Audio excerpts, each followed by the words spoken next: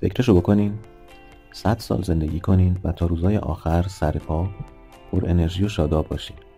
این همون ایده‌ایه که دکتر استیون گاندری توی کتابش پارادوکس طول عمر مطرح میکنه. امروز میخوایم نگاهی به این کتاب بندازیم و ببینیم چطوری میشه نه فقط به عمرمون اضافه کنیم بلکه به تک تک روزاش کیفیت و زندگی ببخشیم. خب یه سوال اساسی ازتون بپرسم، شما یه زندگی طولانی میخواین یا زندگی طولانی و سالم؟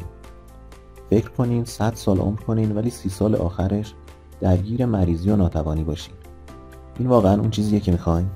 این کتاب میاد یه خط خیلی پررنگ میکشه بین طول عمر و چیزی که بهش میگه طول عمر سالم. هدف این نیست که فقط نفس بکشیم و زنده بمونیم.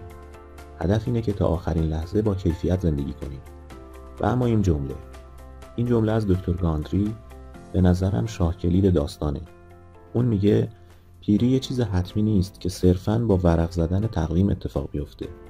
نه، در واقع یه فرایند بیولوژیکه که ما میتونیم مدیریتش کنیم. چطوری؟ همه چیز برمیگرده به سلامت 2 بخش فوق‌العاده مهم توی بدن ما.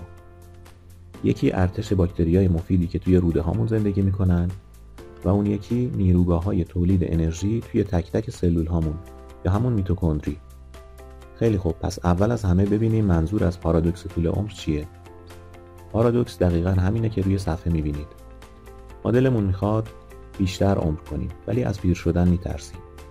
همه آرزوی یک زندگی طولانی رو داریم ولی تا حرف از پیری میشه یاد چی میافتیم؟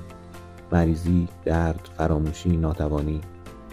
این تضاد، این جنگ درونی بین خواستن طول عمر طولانی و ترسیدن از خود پیر شدن دقیقاً همون پارادوکسیه که گاندری در موردش حرف میزنه. خب حالا وقتشه که با مقصر اصلی ماجرا آشنا بشیم. یه دشمن نامرئی و پنهان که پشت پرده خیلی از این ترس هامون از پیری قایم شده و اون دشمن چیزی نیست جز التهاب مزمن. این التهاب مثل اون التهابی نیست که وقتی دستمون میبره و ورم میکنه. نه، این یه جور التهاب سطح پایین و دائمیه. یه جورایی انگار یه آژیر خطر خیلی ضعیف 24 ساعته 7 روز هفته توی بدن ما روشنه. شاید صداشو نشنویم ولی این حالت آماده باشه همیشگی داره ذره ذره سلول‌ها، مفاصل، مغز و رگ‌های ما رو فرسوده میکنه. این همون چیزیه که ریشه اکثر بیماری‌های مرتبط با سنه. خب حالا این التهاب از کجا میاد؟ مقصرهای اصلیش همین چیزایی هستن که خیلیامون هر روز مصرف میکنیم. قندهای فراوری شده، نون و برنج سفید و یه مورد جالب، پروتئین‌های گیاهی به اسم لکتین. لکتین‌ها در واقع یه جور سیستم دفاعی برای بعضی گیاهان هستن، مثل سیب زمینی، گوجه فرنگی و بادمجان. وقتی ما اونها رو میخوریم، در بعضی افراد میتونن به دیواره روده هامون بچسبن و باعث تحریک و التهاب بشن. پس خیلی از چیزایی که فکر میکنیم سالمن ممکنه همچین داستانی هم داشته باشن. اما خب خبر خوب اینه که ما بی‌دفاع هم نیستیم. بدن ما برای مقابله با این دشمن یه ارتش دفاعی خیلی قدرتمند داره. حالا میخوایم با 2 از فرمانده‌های اصلی این ارتش یا به قول کتاب نگهبانان درونیمون آشنا بشیم. وظیفه ما اینه که ازشون حمایت کنیم. نگهبان شماره 1 میکروبیوم روده شما، یعنی همون تریلیون ها باکتری مفیدی که توی روده هامون زندگی میکنن. به اینا میگن مغز دوم بدن. بی دلیل هم نیست. اینا دقیقاً مثل یه دروازه‌بان جلوی ورودی بدن ما وایسادن و تصمیم میگیرن که چی خوبه و باید جذب بشه و چی بده و باید بره بیرون. حالا برای اینکه قدرت این نگهبان رو بهتر درک کنیم فقط به این عدد فکر کنیم. 70% از کل سیستم ایمنی بدن ما توی روده و اطرافش مستقر شده. یعنی چی؟ یعنی سلامت روده شما تقریبا مساویه با سلامت کل بدنتون. به همین سادگی و به همین مهمی. و میرسیم به نگهبان شماره 2، میتوکندری ها.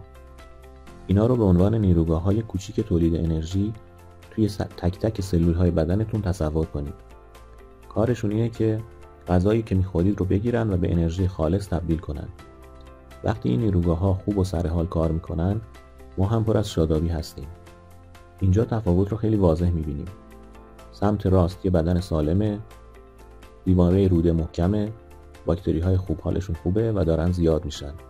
نیروگاه های انرژی هم با تمام قدرت کار میکنن. اما سمت چپ یه بدن ناسالمه که تحت تاثیر سبک زندگی امروزیه. دیواره روده سوراخ یا به اصطلاح نشت‌پذیر شده. سموم دارن وارد بدن میشن، باکتری‌های بد قدرت میگیرن و نیروگاه‌های انرژی هم کند و آسیب دیده شدن. این دقیقاً مرز بین شکوفایی و فرسودگیه. خب تا اینجا از مشکل و دلایلش گفتیم. حالا وقتشه بریم سراغ بخش هیجان انگیز ماجرا. جعبه ابزار ضد پیری، یعنی راه حل‌های عملی برای اینکه اون نگهبانای درونی رو تقویت کنیم. یکی از جالبترین مفاهیم کتاب اینه: هورمسیس یا همون استرس مفید. داستانش اینه که اگه به بدن شوک‌های کوچیک و کنترل شده وارد کنیم، اون قوی‌تر میشه و سیستم‌های ترمیم خودش رو فعال میکنه. چیزای ساده‌ای مثل روزه‌داری متناوب، یعنی مثلا فقط توی یه بازه 8 ساعته غذا بخوریم، یا ورزش‌های قدرتی و استقامتی، یا حتی قرار گرفتن توی سرما و گرما مثل سونا یا دوش آب سرد. این کارها مثل یک زنگ بیدار باش برای ژن‌های جوونی ما عمل میکنن. و البته ابزارهای دیگه‌ای هم توی این جعبه ابزار هستن. شاید به اندازه دوش آب سرد هیجان انگیز نباشن، ولی به همون اندازه مهمن. خواب عمیق و با کیفیت که مثل یه دکمه ریست برای کل بدنه. ارتباط داشتن با دوستان و خانواده، مدیتیشن و خنده برای کم کردن استرس، و البته غذاهای غنی از پلیفنول ها. پلیفنول ها چی هستند؟ غذای مورد علاقه باکتری های خوب روده شما. چیزایی مثل روغن زیتون، شکلات تلخ و انواع توت ها. خب حالا همه اینا رو گفتیم و میرسیم به بخش آخر که یه جورایی یه چکلیست یا راهنمای عملی برای زندگی روزمره است. این جدول یه جورایی خلاصه کل کتابه، یه لیست از بایدها و نبایدها. ولی یه لحظه صبر کنین. لطفاً با دیدن این لیست نترسین و فکر نکنین که باید از فردا همه زندگیتون رو عوض کنین. اصلا نکته کلیدی اینه: فقط یه دونه رو انتخاب کنید، یه قدم کوچیک. مثلا همین هفته تصمیم بگیرید به جای نون سفید نون سبوسدار بخورید، یا فقط 15 دقیقه زودتر برید توی رخت خواب. همین. این تغییرات کوچیک مثل دومینو عمل میکنن و با مرور زمان تأثیرات خیلی بزرگی میذارن و در نهایت همه چیز برمیگرده به همین الان، به همین لحظه. ما این بررسی رو با این سوال تموم میکنیم تا واقعا بهش فکر کنیم. شما همین امروز چه انتخاب کوچیک و ساده‌ای برای سلامتی آینده‌تون انجام میدید؟